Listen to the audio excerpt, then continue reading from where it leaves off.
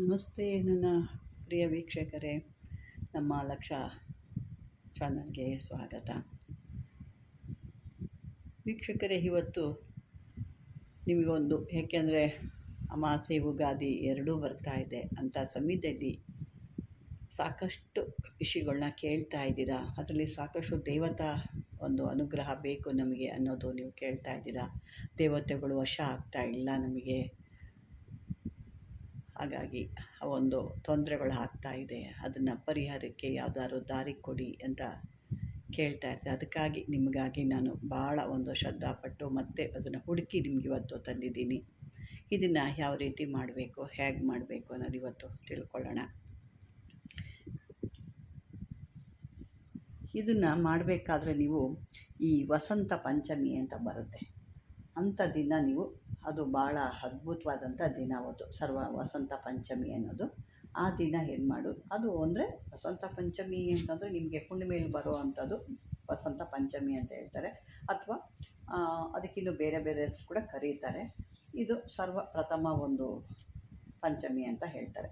ಇದಕ್ಕೇನು ಮಾಡಬೇಕೆ, ಮಧ್ಯಾಹ್ನಕ್ಕಿಂತ ಮೊದಲು, ಮಧ್ಯಾಹ್ನ ಅಂದರೆ 12 ಗಂಟೆ ಮೇಲೆ ನಾವು ಮಧ್ಯಾಹ್ನ ಅಂತೀವಿ, ಅದಕ್ಕಿಂತ ಮೊದಲೇ ಇದನ್ನು ಮಾಡಬೇಕಾಗುತ್ತೆ. ಇದಕ್ಕೆ ಬೇಕಾಗುವಂಥ ವಸ್ತುಗಳು ಬಂದು ಈ ದತ್ತೂರಿ ಗಿಡ, ಸಾಮಾನ್ಯ ನೋಡಿರ್ತೀರಲ್ವ, ಅದು ಗಿಡ ಮುರಿದ್ರೆ ನಾವು ಅರಿಶಿನ ಕಲರ್ಗೆ ಹಾಲು ಬರುತ್ತೆ ಅದರೊಳಗೆ.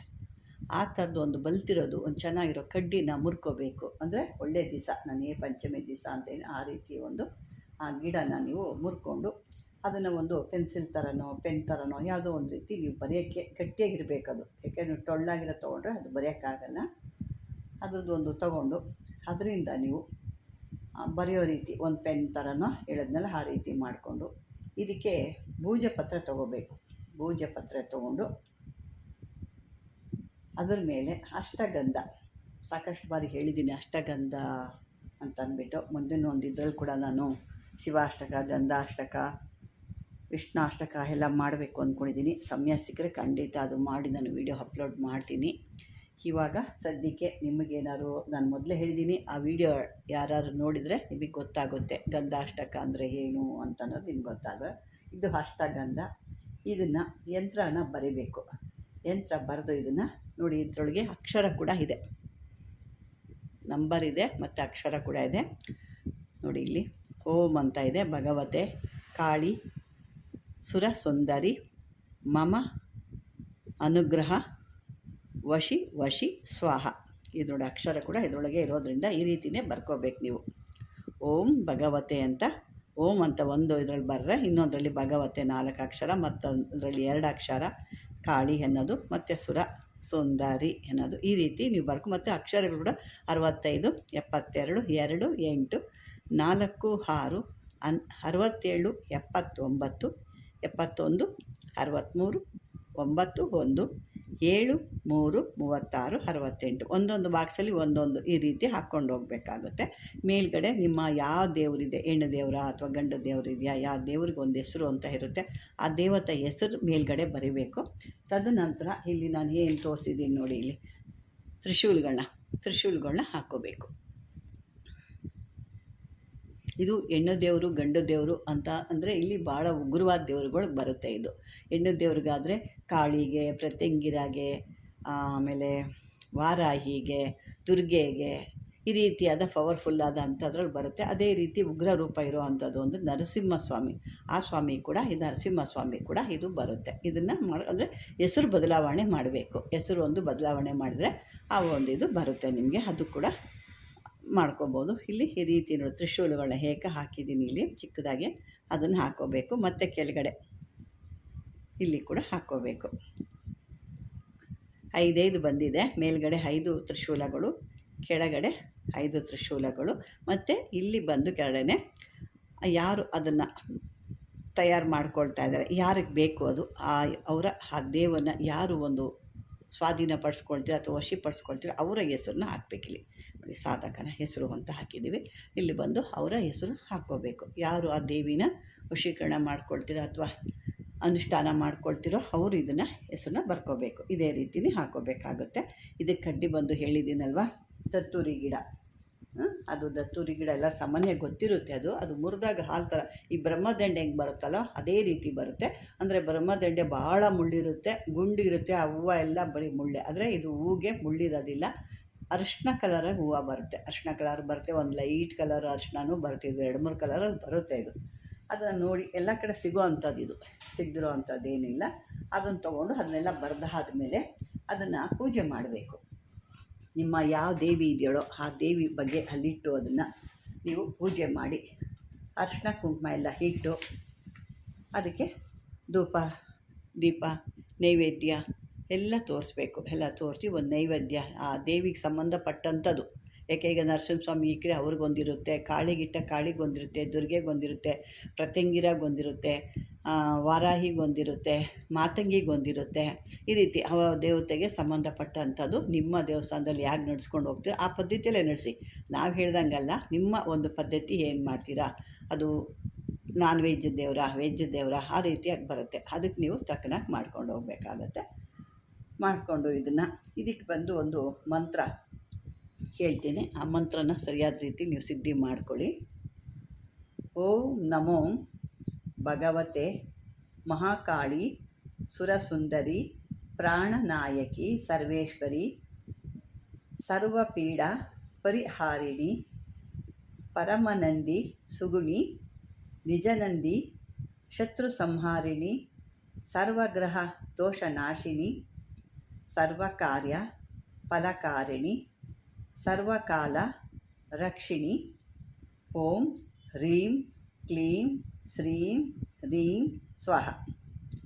ಇದನ್ನು ಈ ರೀತಿ ಹೇಳ್ಕೊಬೇಕಾ. ಈ ರೀತಿ ಮಾಡಿಕೊಂಡಾಗ ನಿಮಗೆ ಪ್ರತಿಯೊಂದಕ್ಕೂ ಒಂದು ಅದ್ಭುತ ಕೆಲಸ ಆಗುತ್ತೆ. ಇದನ್ನು ಧರಿಸ್ಕೊಂಡವ್ರು ಯಾರೇ ಆಗಲಿ, ಶತ್ರುಗಳಿದ್ದರೂ ಕೂಡ ಸಂಪೂರ್ಣವಾಗಿ ನಿಮ್ಮ ವಶ ಆಗ್ತಾರೆ. ಅದೇ ರೀತಿ ಅವರು ಯಾವುದೋ ಒಂದು ಕುಯುಕ್ತಿನೋ ಶಕ್ತಿನೋ ಮಾಟನೋ ತಂತ್ರನೋ ಯಾವುದು ಇದ್ದರೂ ಇದನ್ನಿದ್ದಾಗ ಅವರು ಏನೂ ನಾಟಲ್ಲ. ನಿಮ್ಗೆ ಯಾವುದೇ ರೀತಿಯ ತೊಂದರೆ, ಅದು ಸರ್ವ ರಕ್ಷಣೆ ಕೊಡುವಂಥ ಮಹಾಯಂತ್ರ ಇದು. ಇದಕ್ಕೆ ಹೆಸರೇ ಮಹಾಯಂತ್ರ ಅಂತಲೇ ಬರುತ್ತೆ. ಇದಕ್ಕೆ ಈ ರೀತಿ ಇದನ್ನು ಧಾರಣೆ ಮಾಡಿಕೊಂಡು, ಧಾರಣೆ ಅಂದರೆ ಇದನ್ನು ಹೇಗೆ ಧಾರಣೆ ಮಾಡೋದು ಅಂತ ಕೇಳ್ತಿದ್ದೀರಲ್ವಾ. ಇದನ್ನು ಧಾರಣೆ ಮಾಡಬೇಕಾದ್ರೆ ಇದನ್ನು ಅದಕ್ಕೆ ಹೇಳಿದ್ದು ನಾನು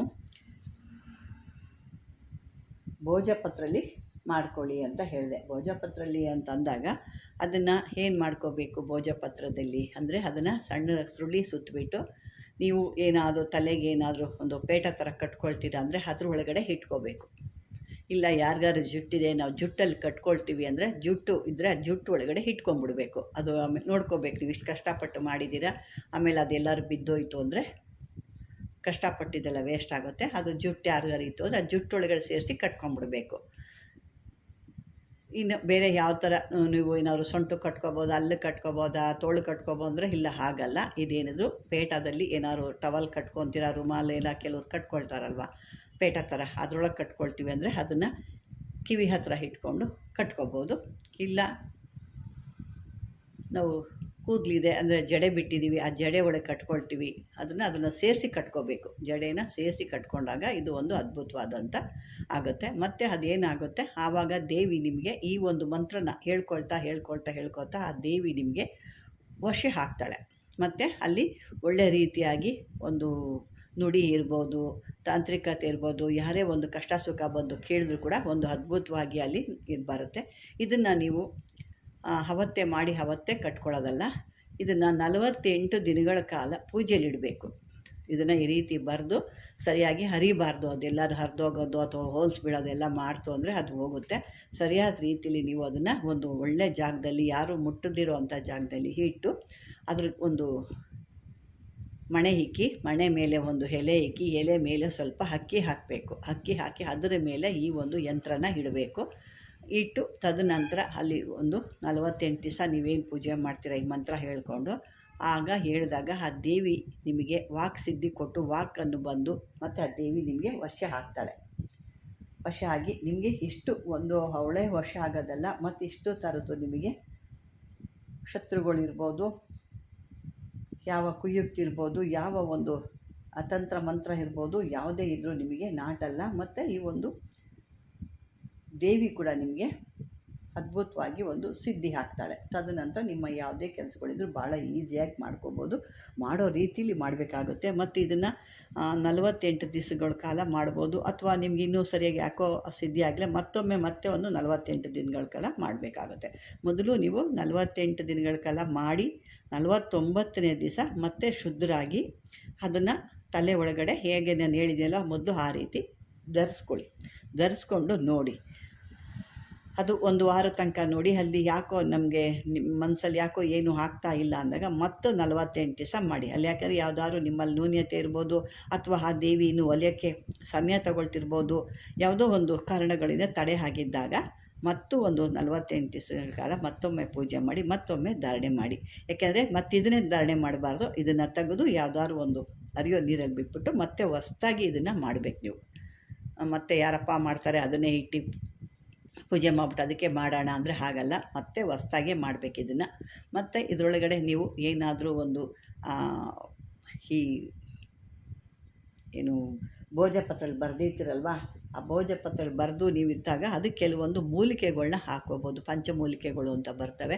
ಆ ಮೂಲಿಕೆಗಳೆಲ್ಲ ಹಾಕ್ಕೊಳ್ಳಿಕ್ಕಾಗಲ್ಲ. ಅದೇನು ಸಣ್ಣದಾಗಿ ಪುಡಿ ಮಾಡಬೇಕು, ಪೌಡ್ರ್ ಮಾಡಿಬಿಟ್ಟು ಅದರೊಳಗೆ ಹಾಕಿಬಿಟ್ಟು ಅದನ್ನು ಸುತ್ತಬಿಡ್ಬೇಕು. ನೀವು ಸುತ್ತಿಬಿಟ್ಟು ಅದನ್ನು ಆ ರೀತಿ ಮಾಡ್ಕೋಬೋದು. ಇಲ್ಲ ಅಂದರೆ ಒಂದು ಯಂತ್ರದಲ್ಲಿ ಇದನ್ನು ಸುತ್ತಿ ಒಂದು ಯಂತ್ರದಲ್ಲಿ ಹಾಕಿ ಯಂತ್ರನ ತಲೆಗೆ ಕಟ್ಕೋಬೋದು ನೀವು, ಪೇಟದಲ್ಲೋ ಅಥವಾ ನಾನು ಹೇಳಿದ್ನಲ್ಲ ಮೊದಲೇ ಆ ರೀತಿಲಿ ಒಟ್ಟಲ್ಲಿ ಇದು ಇರಬೇಕಾಗಿರೋದು ತಲೆ ಭಾಗದಲ್ಲಿ, ಕೈನಲ್ಲೋ ಕತ್ತಲ್ಲೋ ಅಲ್ಲ, ತಲೆ ಭಾಗದಲ್ಲಿ ಇರಬೇಕಿದು. ಅದನ್ನು ಒಂದು ಗ್ಯಾಪ್ನ ಇಟ್ಕೊಳ್ಳಿ.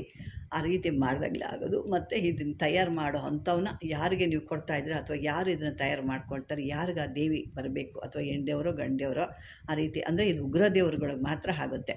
ಲಕ್ಷ್ಮಿಗೆ, ಸರಸ್ವತಿಗೆ, ಶಿವನಿಗೆ ಇದಕ್ಕೆಲ್ಲ ಹಾಗೆ ಬರಲ್ಲ. ಇದು ಮೊದಲೇ ಹೇಳ್ತಾ ಇದ್ದೀನಿ. ಮತ್ತು ನೀವು ಇದನ್ನ ಎತ್ಕೊಂಡೋಗಿ ಅಲ್ಲಿ ಮಾಡ್ದಾಗಿದ್ದು ಯಾವುದೇ ರೀತಿ ಅಲ್ಲ. ಇದು ಉಗ್ರ ದೇವತೆಗಳಿಗೆ, ಅಂಥವ್ರಿಗೆ ಕಾಳಿಯಾಗಿ, ದುರ್ಗಿ, ಮಹೇಶ್ವರಿ ಮತ್ತು ಈ ಪ್ರತ್ಯಂಗಿರೆ ಇಂಥ ದೇವರುಗಳಿಗೆಲ್ಲ ಆಗುತ್ತೆ. ಇದು ಪವರ್ಫುಲ್ಲಾಗಿರುತ್ತೆ. ಅದಕ್ಕೆ ಮೂಲಿಕೆಗಳನ್ನ ಕೂಡ ಹಾಕ್ಕೊಂಡು ನೀವು ಅದನ್ನು ಹಾಕ್ಕೊಂಡಾಗ ಇನ್ನೂ ಪವರ್ಫುಲ್ಲಾಗಿ ಬರುತ್ತೆ. ಮಂತ್ರ ನೀವು ದಿನಕ್ಕೆ 108 ಸಾರಿ ಆದರೂ ಹೇಳಿ, ಅಥವಾ 1008 ಸಾರಿ ಆದರೂ ಹೇಳಿ. ನಿಮಗೆ ಶಕ್ತಿ ಅನುಸಾರವಾಗಿ ಮಂತ್ರಗಳು ಇಷ್ಟೇ ಅನ್ನೋ ಲೆಕ್ಕ ಇಲ್ಲ. ನಿಮ್ಮ ಮಿತಿಗೆ ಬಿಟ್ಟಿದ್ದು ನಿಮ್ಮಲ್ಲಿ ಎಷ್ಟಾದ್ರೂ ಹೇಳ್ಕೊಬೋದು. ವೀಕ್ಷಕರೇ, ಇದನ್ನು ಮಾಡಿ ನೋಡಿ. ಸಾಕಷ್ಟು ಪಾಪ ಹೇಳ್ತಾ ಇರ್ತೀರ, ತೊಂದರೆಗಳು ಈ ಥರ ನಡೀತಾ ಇದೆ, ನಮಗೆ ಏನು ಮಾಡೋದು ಅಂತ ಗೊತ್ತಾಗ್ತಾ ಇಲ್ಲ ಅಂಥವರು ಇದನ್ನು ಮಾಡಿ ಒಮ್ಮೆ ಪ್ರಯತ್ನ ಪಟ್ಟು ನೋಡಿ. ನಿಮ್ಮ ಕೆಲಸಗಳೆಲ್ಲ ಸಾಧ್ಯ ಆಗುತ್ತೆ. ಮತ್ತು ದೇವತೆ ಏನಿದ್ರು ನಿಮಗೆ ವಶ ಆಗ್ತಾಳೆ ಅಂತ ಹೇಳ್ತಾ, ವೀಕ್ಷಕರೇ ಇದುವರೆಗೂ ಈ ಒಂದು ವಿಡಿಯೋ ನೋಡಿದ್ದಕ್ಕೆ ಧನ್ಯವಾದ. ಅದೇ ರೀತಿ ಈ ವಿಡಿಯೋ ನಿಮ್ಗೆ ಇಷ್ಟವಾದರೆ ಮಾಮೂಲಿಯಾಗಿ ಲೈಕ್ ಮಾಡಿ, ಶೇರ್ ಮಾಡಿ, ಸಬ್ಸ್ಕ್ರೈಬ್ ಮಾಡ್ಕೊಳ್ಳಿ. ಮತ್ತು ಅಲ್ಲಿ ಒಂದು ನೀವು ಗಂಟೆ ಪಕ್ಕದಲ್ಲಿ ಅಲ್ಲೊಂದು ಸ್ಟಾರ್ ಬರುತ್ತೆ, ಹೈಪ್ ಅಂತ ಬರುತ್ತೆ. ಹೈಪ್ನ ಟಚ್ ಮಾಡಿ. ಅಲ್ಲಿ ಒಂದು ನಮಗೆ ಪಾಯಿಂಟ್ ಸಿಗುತ್ತೆ ಅಷ್ಟೇ, ಬೇರೆ ಏನೂ ಇಲ್ಲ. ಅದ್ರಲ್ಲಿ ದುಡ್ಡು ಬರೋಲ್ಲ, ಏನೂ ಇಲ್ಲ. ಏನೋ ಇಷ್ಟ ಆಗಿದೆ ಅಂತ ಒಂದು ಪಾಯಿಂಟ್ ಬರುತ್ತೆ ಅಷ್ಟೇ. ಅದು ಮಾಡಿ, ಅದು ಟಚ್ ಮಾಡಿದಾಗ ಹೈಪ್ ಅಂತ ಬರುತ್ತೆ. ಅದು ಮಾಡಿ ಅಂತ ಹೇಳ್ತಾ, ಇದುವರೆಗೂ ವಿಡಿಯೋ ವೀಕ್ಷಣೆ ಮಾಡಿದ್ದೆ ಧನ್ಯವಾದಗಳು.